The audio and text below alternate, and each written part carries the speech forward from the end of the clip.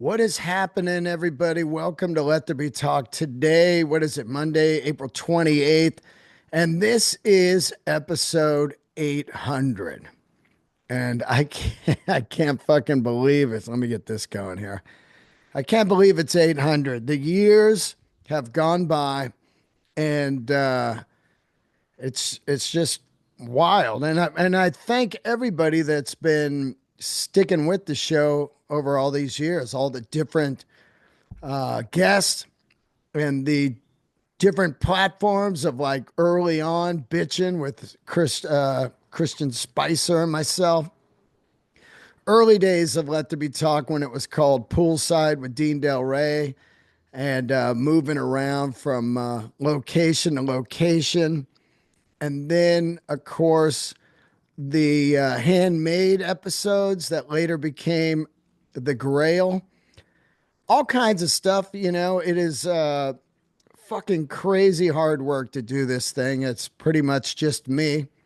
And over the last couple of years, I haven't even really had any advertisers because I don't have anybody out hunting ads. I did have a few people over the years, but of course, the the ads come and go, and then it's just what it is. But it's obviously a passion project of mine. It's something that I enjoy doing still to this day. And I'm always, you know, happy to fire on the mics, whether it be a high profile guest or just me telling you about my life and what's been going on over the years.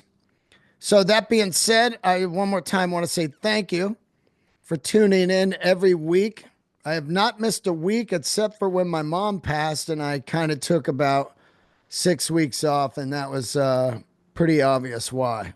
And but other than that, every Monday, and for a while I was doing two a week. Now I got the Patreon, and I do a couple bonus episodes there, and once in a while live Zoom, whatever I have time to do. Believe it or not, this thing is like I said, it's a lot of work.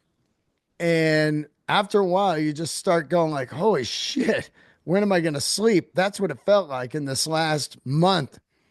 Dropping the special, going all over the country, promoting it nonstop from New York to Austin and San Francisco and every podcast that I could do or radio, Sirius XM or anything.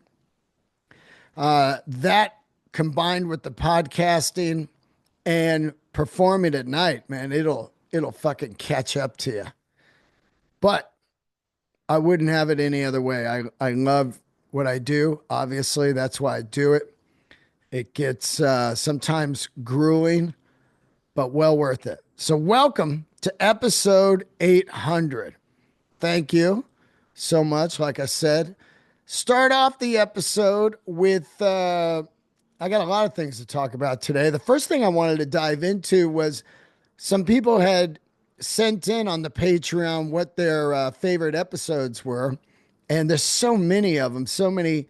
I mean, there's 800 literally after today, but there's so many years of podcasts that I'm like, oh, yeah. So let me read a couple of those and just see what you guys, if you guys remember. I don't know when you found the podcast. Are you a new listener or have you been there forever? That's always interesting because you do a podcast for a long time, and then after a while, it just I think it just hits the ceiling unless you're doing other things, and it drives everything to the podcast new listeners. But I really respect everybody that's been listening to it for so many years that I know they look forward to it. So I do that mostly for you guys and myself, actually, just to keep myself sane. So let's see some of the favorite episodes in the last, I think it's 13 years now, which is even crazier. Jill, this is all on my Patreon. People emailed in last night or messaged. Stone Gossard. That was one of my favorite episodes. And I like the nerdy stuff too. Like when you talk to the watch people and car people and the bootmaker guy. And that one lady that owns the comedy club, that episode was really cool too. So that's Wendy at the Denver Comedy Works. And I forgot all about that episode. It was so long ago. She was one of the early Delraiser supporters. She saw me open for Bill years and years ago at the Belco Arena before Bill was even doing arenas. He did a small arena in Denver called the Belco, and she approached me and said, "Wow, we got to get you headlining." And I sat down and interviewed her and listened to her story, and it was amazing going from being a waitress in this comedy club to buying it and then also opening a second venue in the Comedy Works South, both in Denver. That was an amazing accomplishment to me. I love to hear people's stories like that and just the grind. You know, she was building this second venue and it took all her money, and then the second venue stalled on the work permits and all that stuff, and then she almost lost it all. So there's always something very cool about hearing people, rolling the dice and gambling on their self. And I can definitely relate to that. As far as Stone Gossard, that was an absolute dream guest. Once in a while, you you think, all right, man, I don't think I'll ever be able to talk to anybody from Pearl Jam. And being one of my favorite bands for years, especially the Versus era, and then absolutely loving everything Stone ever did, including the Brad Project, which was the first record, was mind-boggling to me. And then him having his own label. So when it finally got an email saying he would do it, it was a dream come true. And when these dream guests come along, it's a lifetime of questions built up inside of me, and it's exciting, and it's also nerve wracking because you want to kick ass on the episode. You've been waiting so long. And a lot of times when you get your dream guest, by the time you get it, they've already done the really, really big podcast. And you got to watch out and not ask the same stuff they asked or surface questions like a lot of those press junkets are. Let me hit my tea here. Hold on. So, Stone Gossard, dream come true. Great, great guest. Let's see. Who else we got here? Supro Max. Too many to really narrow down. I particularly like the episode recently with Mike Borden. I'll tell you this right now, that Mike Borden episode is just the fucking, it doesn't stop growing. Like daily, new people are finding it. It got all kinds of press all over the classic, Blabbermouth, Rolling Stone, Loudwire, all of these news outlets jumped on it, and then it blew up all over the place. And Mike Borden really came on and just laid down an honest, long, long, great interview, and I can't thank him enough. Next up, Shane Carl LeBeau. Man, Carl, rest in peace. That was years ago. I was living in Sherman Oaks when I got that one. He came over and he just laid down his life. And it was interesting to hear his, years with Sam Kinison and that crazy story about finding out his daughter was really Sam's daughter. That is just a sock to the gut. When you hear that story, you're just like, damn, man.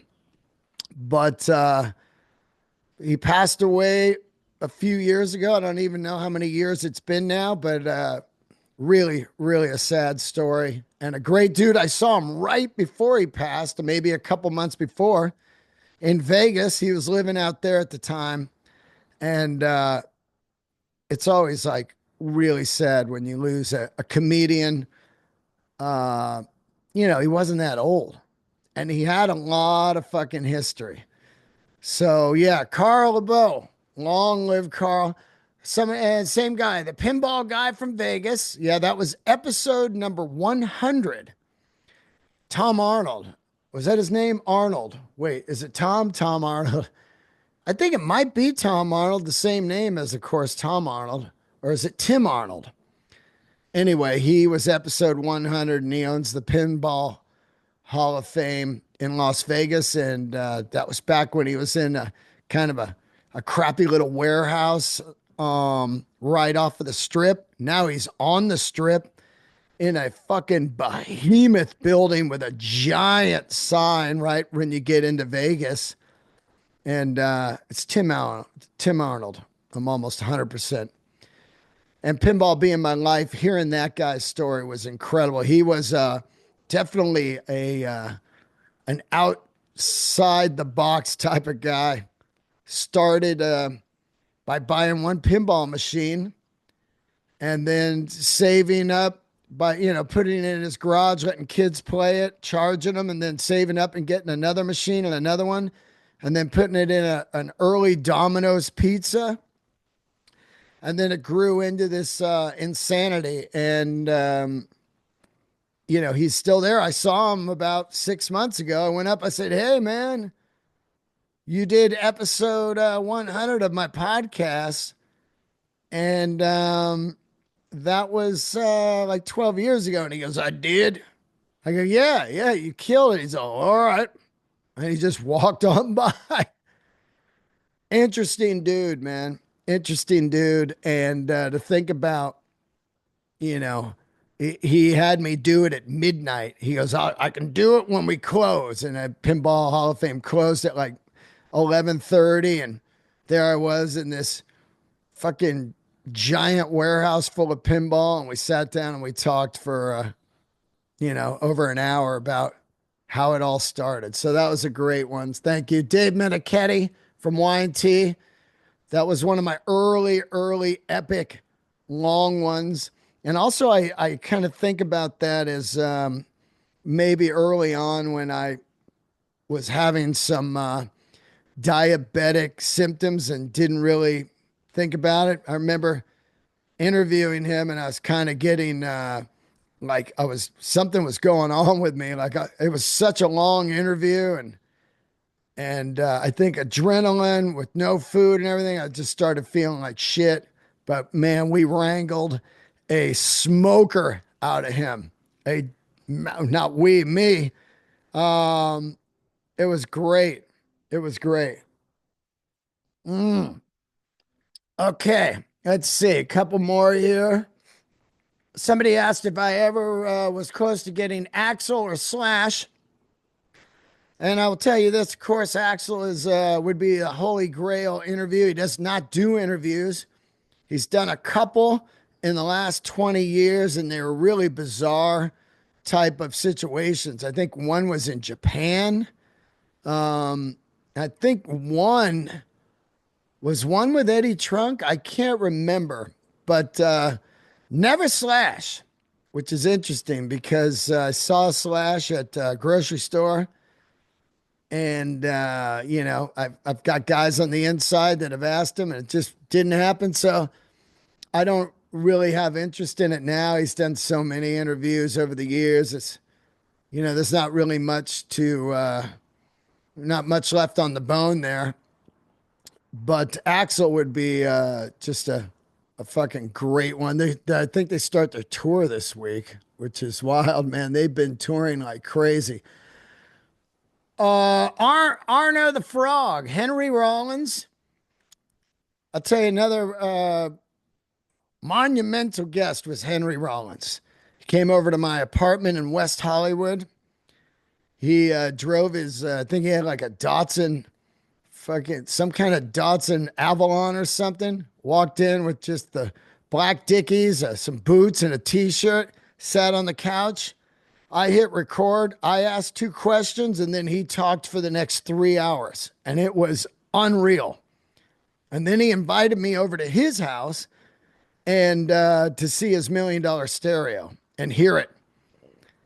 And man, I can't even tell you how epic that was to me to talk to Rollins. Of course, being a massive fan of that first solo, Into the Silence, and and then of course Black Flag, but then his spoken word, all those spoken word tours, and hearing how he prepared for them by walking down Ventura Boulevard every night from Laurel Canyon to Coldwater, just running the show in his head.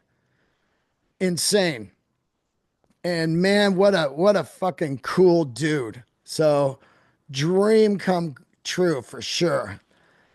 Jerome Mage, who is the creator of the eyewear that I wear, Jacques Marie Mage, was a guest that took me about 2 years to get on, believe it or not, which is crazy.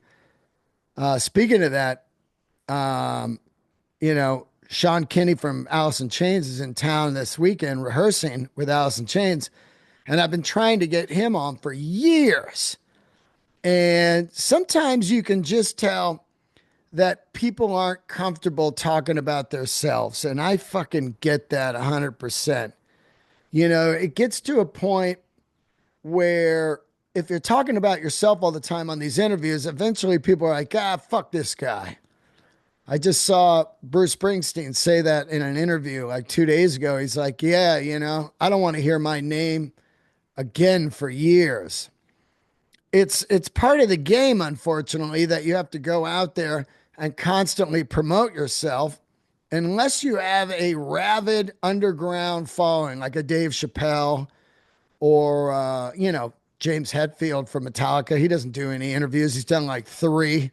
I think he did Rogan, and I'm not sure if he did Maron, but, these are guests. Mike Patton, he's not going to go out and do interviews, and they don't have to. And all I kept thinking about was imagine the fucking beauty of that, just having the mystique to where people is like, I'm fine with just seeing your art. I don't need to hear when you're taking a shit. I don't need to hear what you ate yesterday or, any of that stuff. So there's two different types of artists. There's people that can sustain it, like a Tom Waits, without having to be out there all the time. And yeah, I even fucking feel weird after, 75 interviews about the special. Of course, it's going to get on people's nerves, but also, I do know that a lot of people enjoy it. I'm kind of on the fence. I like both sides. I like talking about the process of what goes down and making the special or touring or anything that I really love, like cars or watches and stuff like that. I love that shit. So it is a double-edged sword.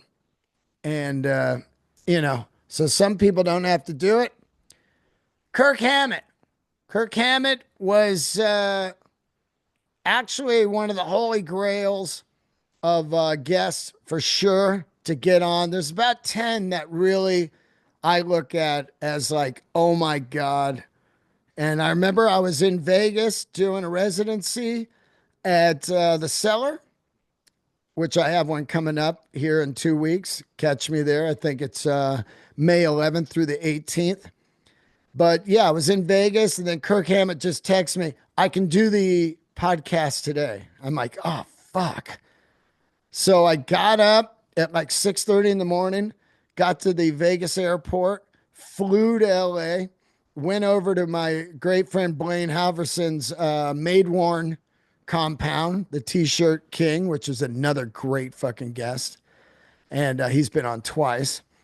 I sat down and interviewed him. He gave me 3 hours. He would have given me 5. I could have kept going. He was having a good time. I could tell. We were reminiscing about the old days, and it was authentic and real because we were both there. And we went all over the place. Rock T-shirts, guitars, San Francisco, metal, everything. And then I flew back, got home around 5:30 and performed 2 shows that night. And boom, Kirk Hammett delivered one of the greatest days of Let There Be Talk, along with Rob Halford, Gene Simmons, Paul Stanley, AC/DC being the crown jewel of the podcast, if you ask me. John Mayer, that was another epic, iconic, um, you know, double episode. John Mayer. So, they're all cool to me. Chris Goss, Mike Inez, Jerry Cantrell. I could go on and on and on. Nancy Ann Wilson from Heart. These are all guests. No way did I ever think I was going to talk to when I started this podcast 800 episodes ago. And I mostly just want to thank every guest that's ever done the show, because it was really just mind boggling to sit down and talk to your heroes and hear their story. And for me to ask the questions that I always wanted to ask that were, I believe, going further than, tell me about the new album. So thank you so much to all of you also that listened to it. Speaking of the rock and rollers, the Rock and Roll Hall of Fame announced the new inductees. And once again, I can't believe Joy Division did not make it in, which is crazy to me. The amount of people that they influence. Now, I am not one of those people that are like, hip hop is no place for, for the rock in the Rock and Hall. And that's one of the most, racist things I've heard in a while. But I will say this, Outkast got in. And look, I like Outkast, and I think they're fantastic. Andre 5000, great. I think that album's fantastic. I think they came on like a fucking whirlwind, and they really laid it down, a whole different vibe in the hip hop world. But I don't think at all they should be in before Joy Division or, even Fish. I'm not a Fish fan, but Fish, which I don't understand, and maybe someone can explain it to me, they got like 330,000 or something of the people's vote. They were way ahead of anyone, and they didn't get in. So what is the people's vote? I know they go, well, the people's vote is just to see what the people want or whatever, but that's lunacy. Why even do that? Have a people's vote. It's fucking crazy. So, Black Crowes didn't make it in. I didn't think they were going to make it in on their first swing. Great band, one of my top favorite bands of all time, of course. And amazing records. Record after record after record, just killing it. Absolute soldiers in the rock and roll world. I mean, full on. But to get in the first swing, I still think, as great as the Black Crowes are, and one of my favorites, I still think there's that lame thought where people are like, I love She Talks to Angels. Whatever happened to that band? And, a lot like Wallflowers, where they got the big record, and then people just, they move on. So there's a lot of people that just like the hits. So I don't know if the actual voters in the Rock Hall understand the magnitude of how great the Black Crowes were after the first record. See you later to the first record. We get into Southern Harmony, Amorica, Three Snakes. And these are unbelievable records all through an era where rock bands were eating dicks because Soundgarden and Alice in Chains and grunge were rolling. And then they just bypass all kinds of trends and just keep going, morphing and finding their new sound and way into kind of the jam world and back into their roots in the last couple of years of the first record and touring all over the place, the two brothers. And like I said, I was really hoping they would go in just so we could see Steve Gorman and Mark Ford and rest in peace, Eddie. He's not there, but just to see these guys get the fucking glory to be in the Rock Hall, because these are actually like friends of mine and some of them. And, you're like, holy shit, my friend's going to get into the rock. The drummer from the Bon Scott Bash is going to get into the Rock Hall, Steve Gorman. So I know they will get in, though, eventually. There's no way the Black Crowes won't get in. They're just great. Bad Company finally got in. Of course, Paul Rogers' original band and Simon Kirke, Free, were in, but now Bad Company's in. So he's a two-time Rock and Roll Hall of Famer. And of course, you got to get Bad Company in there. Holy shit, they're just legendary. And for years and years and years, Paul Rogers was voted #1 rock singer for years. Soundgarden made it in, 100%. One of the greatest bands of all time, Soundgarden. I mean, just fucking legendary. I can still put on Louder Than Love, and it takes me back in time to just San Francisco, the I-Beam, the Stone, Nightbreak, the Hate Street Heroes, the Hate Street Fair. It takes me back to a time that is so authentic and original, spinning off a full-on Black Sabbath vibe into what they became. By the time they get to Black Hole Sun, it's just mind-boggling. The songs that Chris Cornell wrote and that band, Kim Thayil on guitar. Oh my God. And, legends. Have to put them in. Same with Cyndi Lauper. She's out there battling in the world of man music.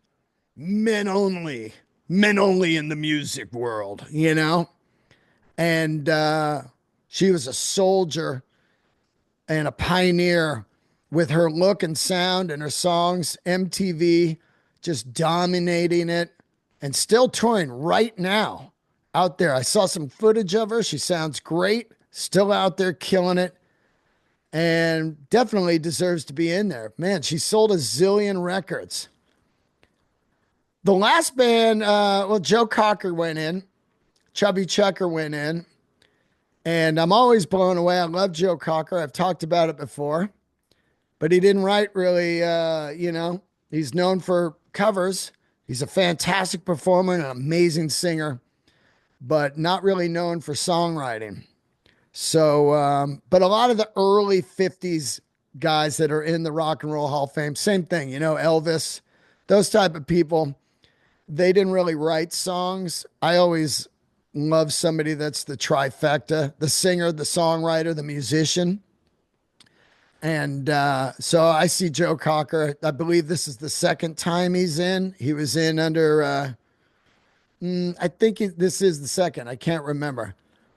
But the one that really rocks me that got in there is the White Stripes. And I remember seeing the White Stripes at the Fillmore early on. It was a two-piece band. They were doing this before, they kicked off the fucking full-on trend of these two-piece bands. All of a sudden, they were everywhere. There was two-piece bands everywhere. And I saw the White Stripes at the Fillmore, and it fucking blew my mind. And I'll tell you this right now. I just saw a clip of Jack White playing last night. He played in Nashville. And I saw Jack White about 6 months ago play in Highland Park. And I will tell you this. I've seen Jack maybe around 8 times. And I can't believe what a fucking firecracker this guy is. I don't know where he gets his energy. This guy has been nonstop touring the last few years, putting out records, running a record company, running a vinyl pressing factory, making furniture, a full car fanatic, popping around all over the globe, playing long shows with no set list, pop-up shows, not telling anybody when he'll be in town, instantly selling out, clubs, theaters, whatever he wants to do, living the absolute ultimate indie cred life. The guy is fucking one of the best ever. Doing that movie, It May Get Loud, with Edge and Jimmy Page. Just, records, solo records, side bands, second bands, raconteurs, Dead Weather, solo, White Stripe. This guy, whatever he does, it is fucking fire. He is not going to give you any kind of bullshit. He's earned every fucking scar, and he's rolling into that Hall of Fame big time. Just smashing it. And him and Meg, they had something, man. It was so goddamn original. Having the red and white shit, saying they were a brother and sister. They were really married. Crazy mystique. People didn't understand. What is this? They come on and just smash you in the face with just riffs and vibe, tone, plastic guitars, playing those airline plastic guitars. Just a fucking smoker. Absolutely love this guy, and I love the White Stripes. I don't think they'll ever play again. I do not believe that Meg will ever, come out and play. Maybe a one-off or something. I have no idea, but we do get to hear those songs when Jack is out touring, which is great. So there you go. That is the Rock Hall inductees. And always look forward. Oh, it'll be interesting, actually, to see if the White Stripes play at the induction. That'll be fucking wild. Because nobody's really seen Meg in years and years. I believe I read somewhere that she might have had a little bit of some mental, some depression stuff. I don't know. That's not something I ask if I see Jack. Like, hey, what's going on with Meg, man? You talk to her at all? She would, that's not anything you bring up. Anyway, so we'll get to see. I think it's in September. I was reading. Is that when it is? Let me see when they're going in. Let me see here. Cyndi Lauper, super cool. I don't know when they're going in, but God damn it. Okay, here's who did make it: Black Crowes, Billy Idol, Mana, Fish, by the way, just did a 3-night run at the Hollywood Bowl. Mariah Carey and Oasis. Oasis definitely needs to be in there. I mean, what? They'll be getting in though. There's no way Oasis is not getting in. It'll probably happen next year. They'll do this giant tour and then they'll induct them and they'll just maybe drop a new album out of nowhere. They played like a secret gig a couple days ago, I was reading, in London to shoot some promo video and stuff. Fucking crazy. So getting excited actually for that. Oasis coming to town. They're doing the Rose Bowl, which, by the way, AC/DC just played the Rose Bowl. I did not go. And I've made my peace with my retirement from the AC/DC shows. But I will tell you this, that Matt and Chris, the rhythm section now, Chris Chaney is the newest member of AC/DC who took Cliff Williams' place. These guys are sounding fucking good. And AC/DC is sounding really good. Now, when I saw them, it was just a one-off, and they hadn't played in years. So they were definitely rusty. But then after that, they did a long 3 month tour in Europe and then the US tour. Now, Angus has been playing now for 5 months or whatever nonstop. And holy shit, is he back? This guy is really fucking going to town. I'm watching the footage. He's doing a lot of the old school moves. A lot. When I saw him, he was standing kind of in one place, and I got it. I was like, well, he's way older now. And, you know, it, that's what it is. But no, he had to fucking go shake the rust off. Believe it or not, even Angus Young gets rusty. And I'm watching footage now, and even Brian sounded pretty fucking good. I still wish that they would play more Brian songs than Bond songs because it's so long ago now. Love to hear some stuff off of For Those About to Rock other than the title track. I'd love to hear some stuff off Flick of the Switch. I'd love to hear Who Made Who. There's a lot of songs that Brian could do that would make the crowd go crazy. But I get it. You got to play Whole Lotta Rosie. You got to play Let There Be Rock. You got to play The Jack. You got to play, what else? Shook Me All Night Long, but that's a Brian song. But I mean, there's some songs that have to be in the set. So then you really have to figure out what you would replace something with.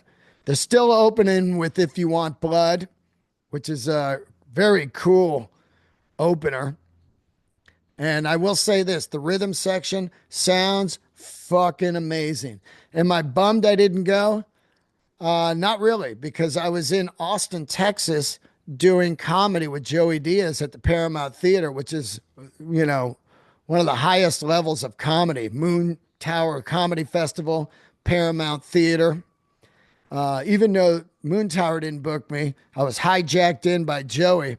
Still felt good to be like, oh, yeah, you didn't book me. So here, I'll just smash it in here. Let you guys know. Maybe next year, huh? So I want to give a huge shout out to AC/DC.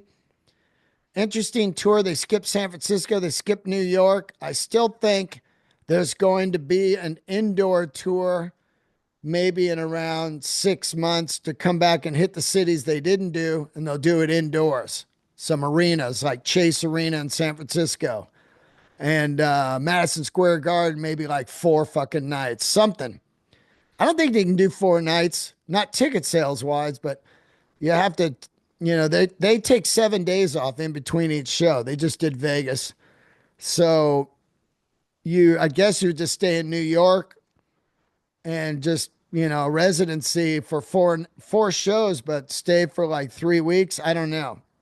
That's pretty costly. Maybe they play the Sphere. I saw Metallica talking about they really would love to do the Sphere. Kirk Hammett was saying recently in press, which is pretty fucking cool. Metallica at the Sphere would be a dream. I believe Dead & Co's about to round up in their residency, their second one here next week. While I'm in Vegas, wouldn't mind trying to slip over and see that. Anyway, hats off AC/DC.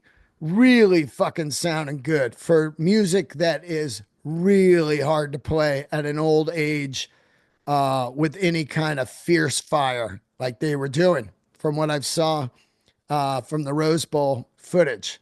Very cool. Let me see here. Let me clear my throat. Oh, I did want to say this before we go any further. Nicky Hopkins got into the Rock Hall. He, to me, is one of the most legendary keyboard players of all time, and I always considered him a secret weapon in the Stones, especially on that Exile on Main Street record. He did that tour, and he, of course, played with the Stones from, I believe, Majesty, the Satanic Majesty record, all the way up to Tattoo You. But really, he is that crown jewel of the Exile record.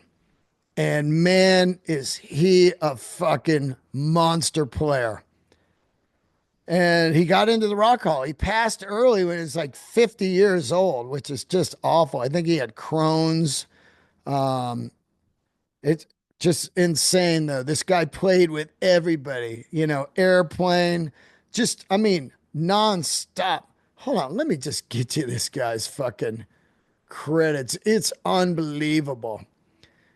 I never knew this. Now, I'm a Zeppelin freak, but it says that he was asked to join Zeppelin when they were first forming and he declined. Now, I don't know, maybe I heard that years ago from Jimmy Page, an interview or something, but I didn't see it on that Becoming Led Zeppelin. And I'd never really heard that, which is wild. He played Woodstock with Jefferson Airplane. It's fucking cool. He did the 72 Stones tour, which is one of the greatest tours of all time. Played with George Harrison. He played on all the Stones records from Satanic Majesty to Tattoo You, like I said, except for Some Girls, which is a fucking smoker album.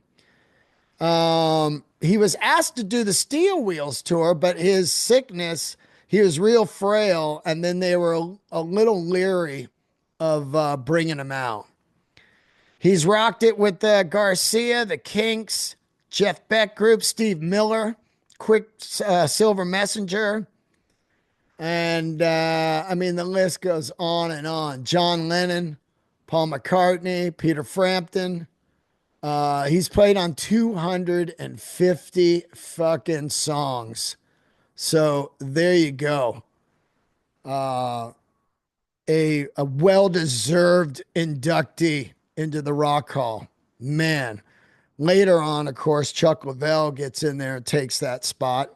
And Chuck has been in there ever since, I believe, all the runs that I've seen the Stones. All right. I want to thank everybody for the kind words on the special. Let's get into that real quick. Let me go to the special. It's at about 27,000 views. Now, of course, we all want a million views, but I said this earlier. If I could just get 5,000, I would be fucking happy because it's a fucking rough world battling the algorithm.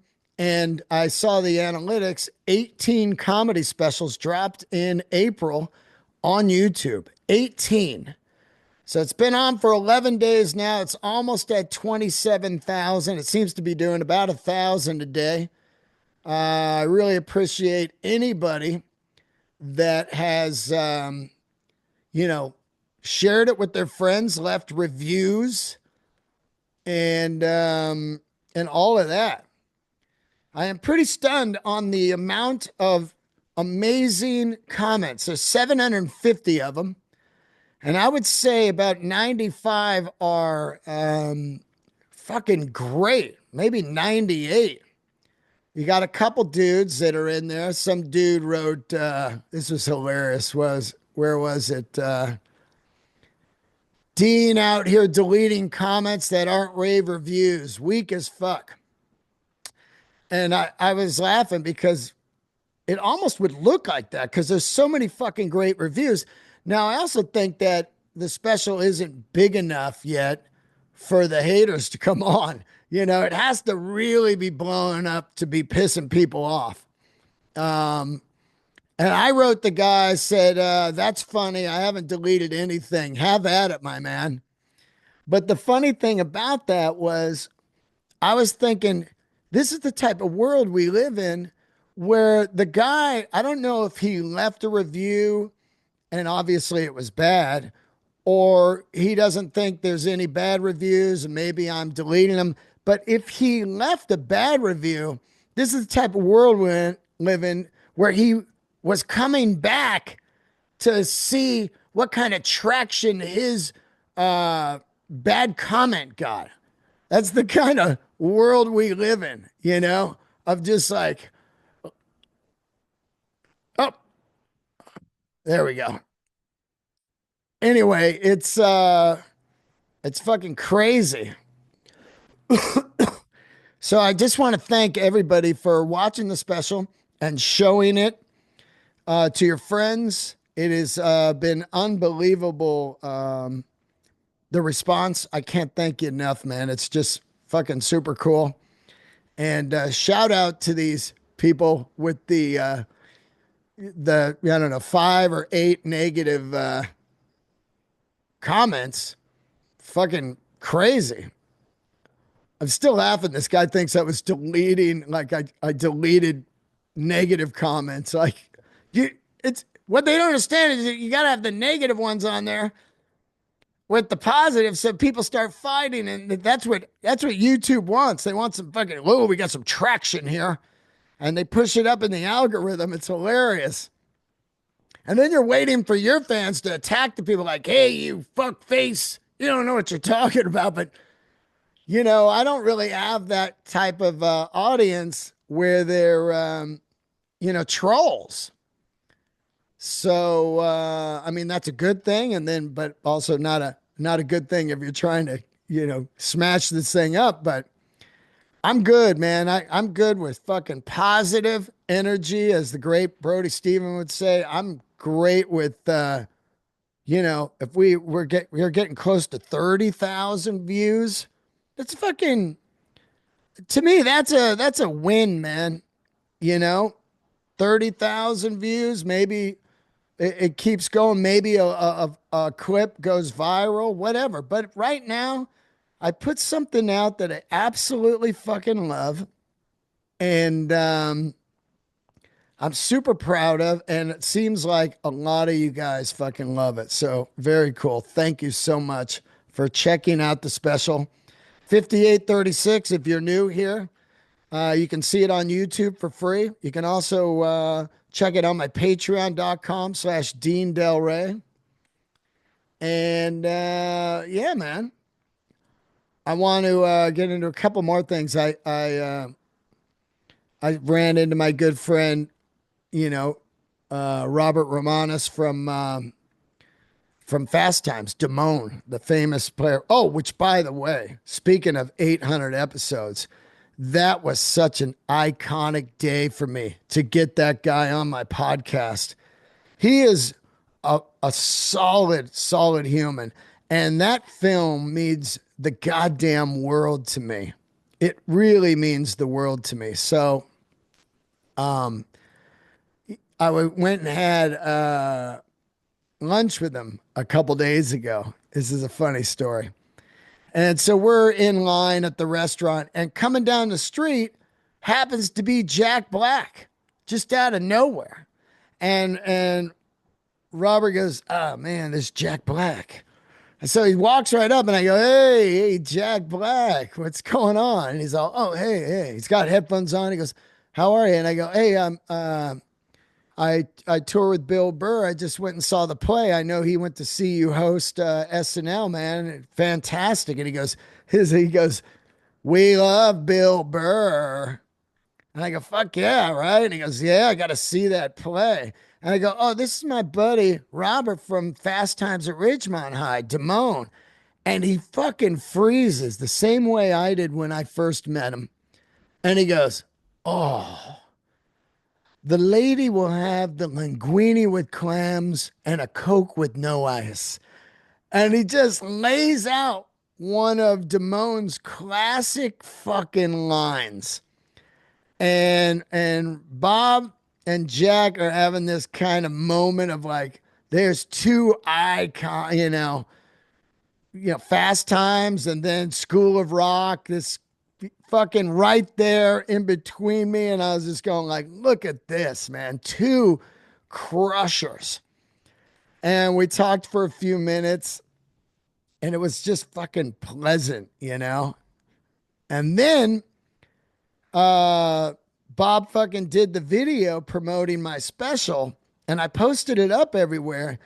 And I'll tell you what, man, the amount of amazing response that I get whenever this guy is on the feed or when he was on the show, on the podcast, people love this man, including me. I love him. He's lives close to me, and he said he wanted to start getting out of the house more. So we're going to go to the movies. Try to go to the movies a couple times a month, get lunch or whatever, and just hang because he's really just a fucking amazing human. And I love this guy beyond. And whenever I see him, man, I just think of what that movie, Fast Times at Ridgemont High, what it means to me, man. It's right up there with like, AC/DC Highway to Hell. It's right up there with me with Godfather 2 in a way of how much it fucking moved me when I saw this film. That film, and I'm not in a tumbleweed way of like, man, those were the good old days, because I never believe in that looking back shit. But I do believe in a movie that captured something so authentic that it's mind boggling. You could not make a Fast Times now, not because of, PC and cancel culture. You can't, nah, that's not why. You can't make a film like Fast Times now because kids really don't have any experiences anymore. Their face is in the computer or on the phone and on social media, and they don't go out sneaking out of the house and getting in somebody's car and go drinking when they're 17. They don't, spray paint the high school fucking hallways and vandalize. They don't go to kegger parties that are, like Mike Borden was talking about last week, illegal underground kegger party. They don't do any of that stuff. So the movie would have there's no fucking communication with student to student. It would just be a film of people just looking at their phones. It's like, going to school, looking at their phones, then getting depressed because Sandra has way more likes than I have. And I don't even know who Sandra is because we don't talk to anybody. We don't talk to humans. So this film would not exist. And that's a fucking a strange thing to think about. And so I'm grateful that Robert and everybody, Sean Penn, everybody in that film, just came to bat and delivered a goddamn time capsule. I mean, you could just press that and go, this is what it was like in I don't know when that came out, 82, 83, 84, when I was in high school. That is exact to I don't know about middle America, but that's California right there for you. That is California. The Vans footwear, the OP shorts, the automobiles, the music, Radio Shack. He's the manager at Radio Shack. The mall hanging at the mall. Malls are barely even open now. The malls are struggling. Malls are going to be homeless shelters pretty soon. That's where they're going to move people in because these things are going to be empty. Anyway, I hope you enjoyed episode 800. Tour dates. I will be, where am I going? I'm going to Las Vegas for a week, the Comedy Cellar, May 11th through the 18th. I'm doing Houston. I'll put those dates up. Houston, a weekend in Houston's coming up. I'm going to be doing the Comedy Fort in June in Fort Collins, Colorado.